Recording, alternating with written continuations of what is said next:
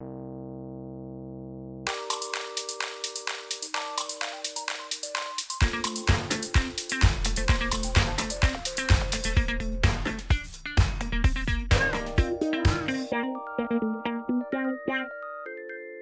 Trent is a new series on ABC. The pilot was just released on January 3rd. You watched it, and I read the book, and then I watched the pilot. So Wait, you watched this pilot? Yes, I watched the pilot so I could compare it to the book series, and I have a lot to say. But first, I want to hear you talk about your impressions, because you probably represent the average viewer, someone who hasn't read the series, who walks in. And so tell me what you actually thought of, like, what's your rating, just off the bat? Yes. I'd probably give this a 6.5 out of 10. So it passes, but barely. Yeah, I thought that it was better than a lot of, like, police procedurals or even detective, like, series. Why? Because I was glad, especially when I saw ABC, I was scared this was going to be like a case-by-week thing, even though I saw it was based off of books. I'm glad it is billed as a procedural. Yeah, and that's what got me confused. But I was glad to know that we're going to be focusing on one case, because it's easier for me to be invested in that. This kidnapping that happens right in the first scene, along with a murder. Rather than just like every single week having to do a new case that they solve like really quickly by the very end of it. So you were happy with that, but what were you not happy with? Because 6.5 is not a high review.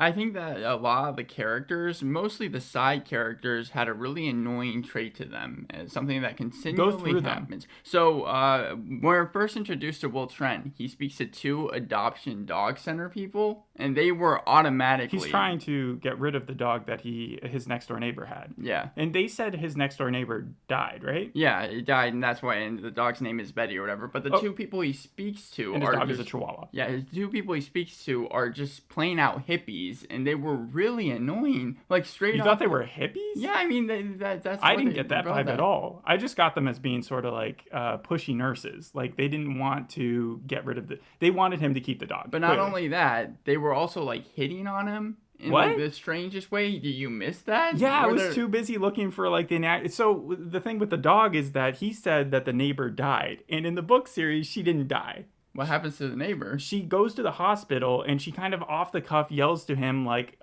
take care of it or something, or brush it, you know? And he, in response, has to take in the dog. He doesn't know this neighbor very well, but he doesn't even know its name. He just knows that she yells at it a lot of the time and says Betty. And so he assumes that that's the dog's name. And it's not really a spoiler here to say the dog's name actually isn't Betty. It's the neighbor's name. She used to just talk to herself a lot. But he only finds that out at the end. That's not, again, a big reveal. So since it was the introductory scene to him, I thought that this was going to be a show with him and the dog, much like Hudson and Rex. I thought that was going to be almost like 100% ripoff of it. And I get that. The dog is even in the title picture, right? Yeah, but in the promotional photo. It's barely in this pilot episode. Well, it's barely in the book too. They mentioned it a couple times. And I feel like when they pitched this, they were like, and he has a really tiny dog, which he walks on a pink leash. And I mean, that is what he does in the book. And even he gets hit on by like gay guys. But the only reason he's doing it is because it was the only leash he could find or whatever. Some other annoying characters I felt like were the cops. So I'll start off with the crime scene. You jumped over the first scene, the introduction. I'm going back to that. Which was the first scene we see is Abigail. She's on the phone with her husband, Abigail? Paul. No. Okay, Abigail was Cameron from House. Okay. Jennifer Morrison, I believe, is her name. I didn't watch a lot of House. Once Upon a Time. No, not that either. Anyway, She's speaking to her husband, Paul. She's yelling at him because she's really mad because apparently Paul has been cheating on her, and she's like finally confronting him about it. She's walking to her house, and then she sees broken glass on her in her house. And it's not just any house. This is like a fancy mansion. She is in her tennis uniform. She's ultra rich. Her husband is a car salesman. It's about as snooty pavilion as you can start off a series.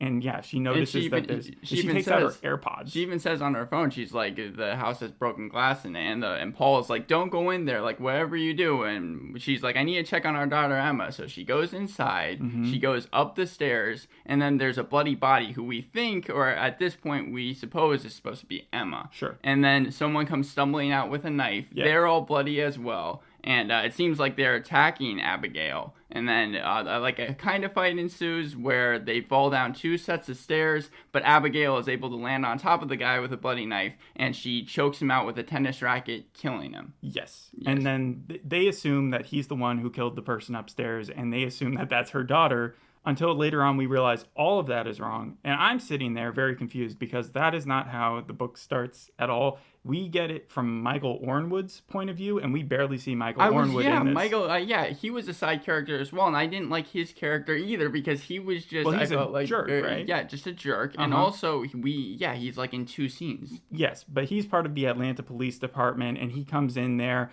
after Will Trent shows up. And the crime scene has already been established by the Atlanta PD, but Will Trent is called in by his boss, who is part of the GBI. Deputy Amanda Wagner. And in the books, Amanda Wagner reminded me of Amanda Waller because she takes no crap, and she's also a little bit evil. In this, I think they make her a little bit nicer, A little bit. She's like a moral center. Yes, and she's not in the books. Like, I think that she had shot...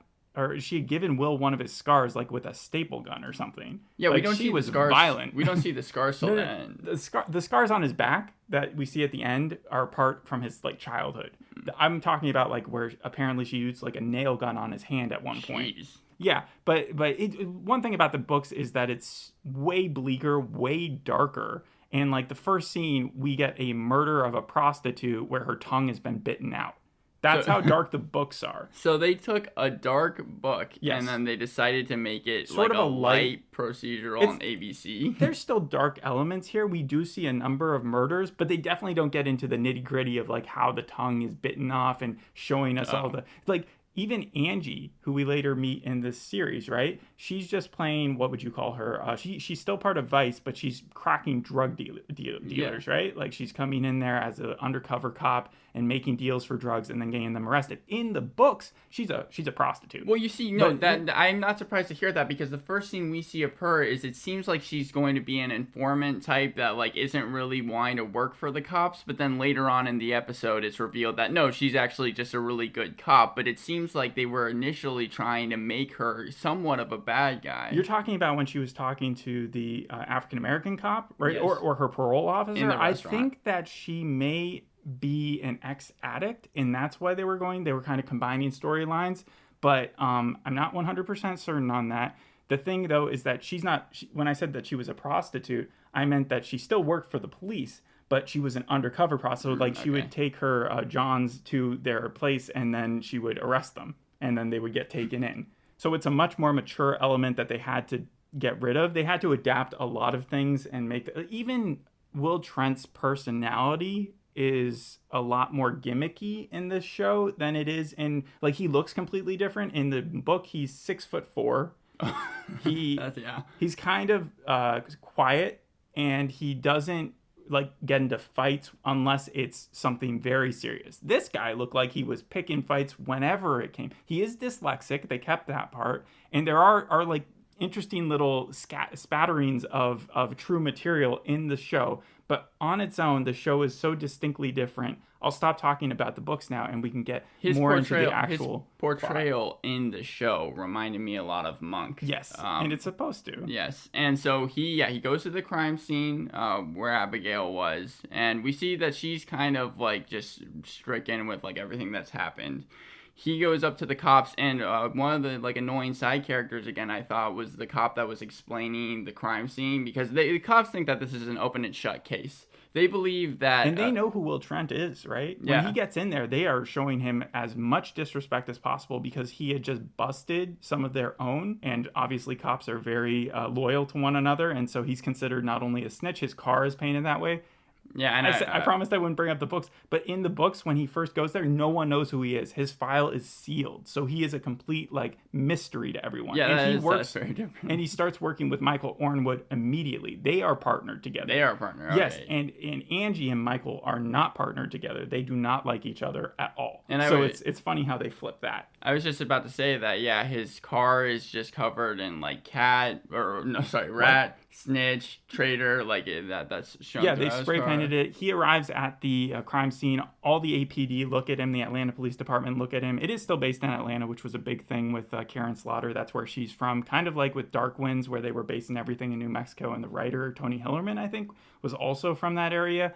So he goes into the crime scene and he starts diagnosing the problems that the APD had missed. Yeah, such as like the glass that was broken was too far away to reach the door to unlock it. Yeah, so someone had tried to make it look like a break-in when really it wasn't. When he's speaking to Abigail, he's wanting to know a lot of details, and he kind of comes to the conclusion that actually the person that Abigail killed was not the killer of the body upstairs. It was someone that was stabbed by the killer. Yeah. Because they weren't raising the knife, and they never really truly attacked Abigail in that opening scene. They walked towards her in kind of a threatening manner, and obviously they were all bloody and covered, and so that when she threw them down the stairs and then strangled them, there was a reason for it, and then they said that he was too injured to even speak, so that was the reason why he wouldn't have said, hey, I didn't do it, or something like that. But then they find out that it also wasn't even her daughter. It was Well, her, no, right? yeah. What I was going to say was that what I thought was going to be the big plot point this episode is that Will actually recognizes who Paul is. They went to the same high school together. It was a little bit like justified in this sense because Will and I guess his friends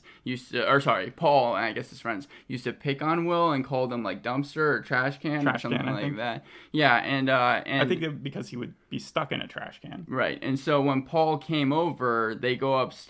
Will kind of actually helps him out a little bit because initially the cops aren't even going to let him inside the house, and when they ID the body, apparently Emma has a birthmark on her hand, and the person who was dead upstairs wasn't Emma, it was her friend Kayla, because Kayla didn't have the birthmark. Yeah, I really didn't like Paul's character. I don't think you're supposed to. No, I mean, like, I didn't like that they added it to it. Because, again, Will's background is a mystery, but Paul's character seems like it's undermining, it's simplifying, it's changing Will's background to make him seem just like a bullied kid. And Will's that's not background, it was lazily written, I felt like. It didn't add a lot. I've seen that character done a million times prior. Well, he, in the books, is more like Lip from Shameless, where he can survive anything. He's sort of like a cockroach. So he learns to adapt, and he doesn't make enemies in the way that Will just rubs people the wrong way. Like, Will is more adaptable, I think, in the book series. And in this, Paul just serves as, like, there's such a petty rivalry between the two of them that I saw developing. And it looked like he was going to be a long-standing, like, is he actually the killer? And I just didn't like it because there is, I think, a Paul character in the book, but he takes place in the 1980s. He's he's the father of a character in the 1980s. He has nothing to do with Will, and they just threw in Paul there. And maybe he comes along later in the books, but I didn't know about that. Another character I didn't know about was Faith, because Faith only joins in like the second or third book, and I only read the first one. So that's why I wanted to ask about Amanda Wagner. Yeah, she assigns Faith, who obviously has a tensionous relationship with Will because Will put her mom in jail. You said that Will is paired with Michael in the first book. Did they keep the same? It's from Michael's perspective in the first book. Right. Did they keep the same type of relationship where it was like both of them were kind of at odds with each other the whole time? To start off, they were both like trying to measure each other's character, and so Michael kept on trying to figure out where Paul was from. And and tried to bond with him in a certain way. And Will took a long time. Did I say Paul? Yeah, I think I said Paul. Where Will was from. And then Will in return was continually asking Angie what she thought of Michael to kind of, and then by the end they kind of worked up a working friendship. Yeah, because that's obviously where this season is going. Sure, but with Faith it felt like she was a newer cop. Michael is obviously his partner had the stroke before the book happened. We saw the stroke happen. Right, we saw the stroke happen here. It was so oddly placed. I like any scene with Michael, I was just like, why is this here? Because Kenny, we don't even really know his character, and then suddenly gets struck out of nowhere. Michael in the show is just like a cop who's very experienced. He's unlike Faith, where Faith is just a newbie, right? Yeah, he's also kind of a dick. He reminded me a little bit of Quinn from Dexter. Yes, that's a very good comparison, but he's helpful in that he's got a good case rate solving. That's what Angie points out at the end, but Will's case rate is like 90% of the cases that he joins, he solves. But there's also a weakness to him, a disability to him, in that he is dyslexic, and they make a big deal about that in the series, and we learn about that at the end of this episode, right? Yeah, so Michael decides to go to one of the dorms and gets more information on who Abigail killed. We learned that his name is Adam because he interviews Adam's roommate. Yeah. And apparently Adam had a relationship with Emma. On the other side... That they were keeping secret, because, yeah. Yeah, on the other side, we get Angie. She is at a rundown pawn shop.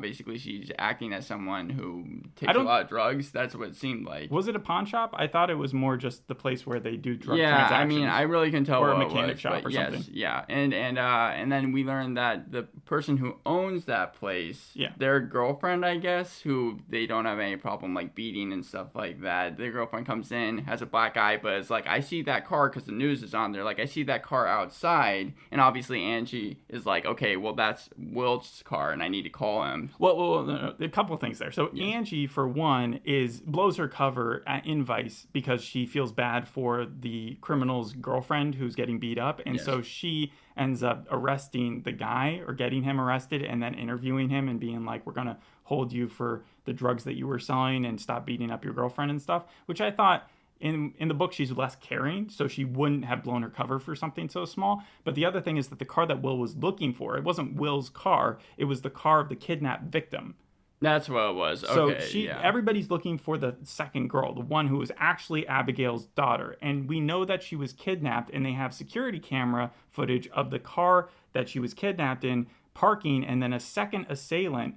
There were two evil villains, one of them driving off. And then by the end of the episode, they catch one of the kidnappers, but we don't find out who the other one is. And I think the other one might have been the murderer, but I'm not sure. Right. I think my confusion came because Angie, right after she realizes that the car is out, calls Will, and it's I found your car. But yeah, I know it was the car of the assailant. They switch cars. They also see that there was a camera, so they go to the back and interview this guy who also has dyslexia. And he's kind of there interviewing the footage, trying to figure out. I think he only had dyslexia to introduce Will's character as having dyslexia. That was the well, it comes. Yeah, I mean that's true, but it also comes back into play later on in the episode because they also they detain Adam's roommate, and Adam's roommate is so Adam had a relationship with Emma, and then there was this.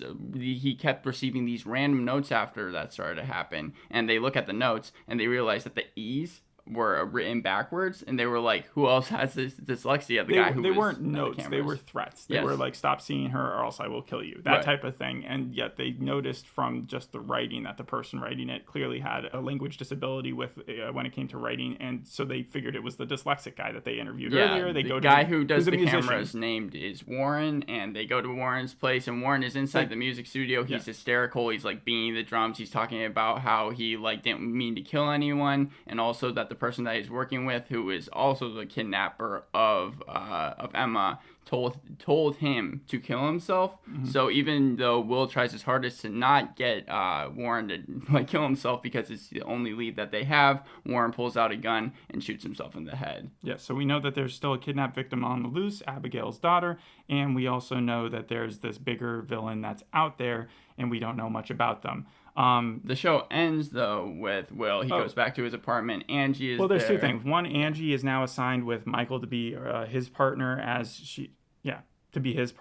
they go around and they try to solve this mystery. And then we find out that Angie is actually very, very close to Will. They grew up together, almost like siblings, but not like siblings because they get together. In the book, she continually leaves him, but then goes back to him, kind of just it's a repetitive cycle. And she even got him sort of dismissed from not the force, but she had him reassigned. And it was in the first book that he showed back up, and she was like, "How'd you get back?" Okay, yeah, because I was going to ask, is it a will they, won't they thing in the book? Because it's definitely a will they, won't they thing. In the show, it's not. In the show, they're already together. What I mean by will they, won't they is even though they're together, they're not really together. Okay. Angie likes to just play kind of fast and loose with relationships. But he's described as a Frankenstein in the book. He looks a little bit like Frankenstein. Does this guy look anything like Frankenstein? Nothing like that at all. Okay. The ending scene is there's a knock on Will's door. He opens it, and it's Paul. Mm-hmm. And Paul has a ton of blood all over his shirt. For some reason, people always have to have blood on their shirt in this show. And he's like, I just shot Emma, or the kidnapper. I just shot the kidnapper who stole Emma. And then he said something like, I did something bad to the guy who took Emma. No, he says that he shot them, he killed them, and that's where it ends. Yeah, which is completely I don't know who Paul is in the book exactly, so this really confused me a little bit. I can see sort of where the pieces are landing and how they're going to connect it back to the original story. However, I do still think that it would have been better on a Showtime or a Netflix where they could have done one full case. because this they even though you said it wasn't a procedural because it didn't do a case by week exactly, it still did with the musician. Yeah. They still were, yeah, and I think that they're going to continue to do stuff like that. But in the book, there was one big twist that I feel like it can only be played out if you're only watching one storyline happen. Also, it doesn't make sense that the part of the GBI would just start doing a bunch of APB cases. Like, Atlanta Police Department is in charge of the small one-off cases, so why would the bureau come in there and start like doing all these tiny ones as opposed to just one big one? Because what they showed in the episode why that was the case is that basically Amanda Wagner just assigns Will this case, but they even bring that up in the show and it just kind of gets bypassed. Also, another thing that they really didn't go into and I thought they would kind of have to address was the fact that Abigail killed practically an innocent person, and it barely seems to impact her at all. There's a short little scene later on where we see Abigail and Paul and like Will and Paul get in a little bit of a fight, and Abigail seems perfectly fine, even though she just had this revelation a little bit earlier that she killed someone. Yeah, but the prosecution would obviously take into account that she felt threatened with her own house. Like, there's no way that they would press charges. I'm not saying that they press charges against her. I just mean the emotional impact, knowing that you killed someone that was innocent. Like, that would obviously get to you. Wreck you, yeah. Or wreck you. And I think that the murder that they're taking at the beginning was the one that took place in the 80s. Because one of the characters it looked like for the longest time to be the killer. That's why I knew when he came stumbling out of her room that he was innocent as she was killing him, because I was like, oh, okay, so they've moved it up from 1980 to present day. And it's funny because the book's present day is 2007. So when they mention WhatsApp, when you're seeing Apple headphones and you're seeing like fentanyl mentioned, like a lot of that is very modern. And so they've clearly moved it up and changed some things, adapted it. So they changed a lot from the book. Is anything like 100% the same from the book? Yeah, I mean, Betty probably looks the same as she did in the book. She was a Chihuahua. Angie, like, for the most part, the characters are reminiscent of them, and they didn't change too many names. They did change a few. We haven't seen a third of, like, what the book is about. There's a full character who's just completely missing, who, I mean, if they don't do any sort of backflash, which they might in the next few episodes, then I don't know how they're even going to include them. So how many episodes is this supposed to be? On IMDb, they listed at 7. It is mid-season, so I'm not sure if it will get, like, a full order afterwards. But it was shot in Atlanta. You know what else was shot in Atlanta? Atlanta? Atlanta was. Baby Driver was. Black Adam was. Walking Dead has been, obviously. Yes, and then Stranger Things, too. I know that Reacher also, they completely different shows, but took place in Georgia as well. Not entirely different, because remember when Reacher was described, it was almost like the author had put himself into the character. He, like a superhero version of him. He's very tall in that, too. So I think Reacher would actually, I think he was like 6'7", and so he would still be taller than Will Trent. But Will Trent was supposed to be... He does wear 3-piece suits, so that's true from the series as well. I think all like the little idiosyncrasies that he has have just been kind of extended or exacerbated here. And I just, overall, to me, I just wanted to see how it ended to see if it was the same. If they were going to possibly be able to connect everything. The murders themselves are so much less gruesome, and so much, and the grittier parts of the story are just not as present that it does make me a little sad. I would have liked to have seen some HBO factor in this. The show reminded me also of Panhandle, except Will Trent isn't as crazy antisocial as the main character in that was. Like I said, I thought it was going to remind me of Hudson and Rex. Really, only that scene in the adoption center did. That being Hudson said, and Rex is again lighthearted. That being said, I think that this show is better than all the ones that I referenced, except for maybe Monk so far. So that's why I would give it 6.5, and I'm glad they're going with the full season. But Variety said it had a compelling lead, and it was nice to see something other than a brilliant super cop, even though he does seem to be very good at his job. And when it comes to the actual writer, she did visit the set and like talk to everybody. So they did get it wasn't one of those ones where the writer doesn't like what they've done. Her other series was also adapted by Netflix last year. And this Will Trent series was originally supposed to be adapted many, many years ago, and it just didn't happen. So like development hell, or just like plans fell through? No, I think just plans fell through. So this is the first version of it, but they've got so much source material to work through. And I think just this season is going to cover most of the first book. If you had to rate it, what would you give it? See, I can't. Not for this series. I know I'm biased. So, yeah. Overall, who's your favorite character, though? Will Trent. I think that the actor who played him is like the best actor out of all of them, and I'm glad that they chose his character. You said Variety. Raymond Rodriguez. Yeah, you said Variety said that he was a compelling character, and I agree with that. So, right. Well, that'll be it for this episode. Thanks for listening. See you in the next one. Bye. Bye.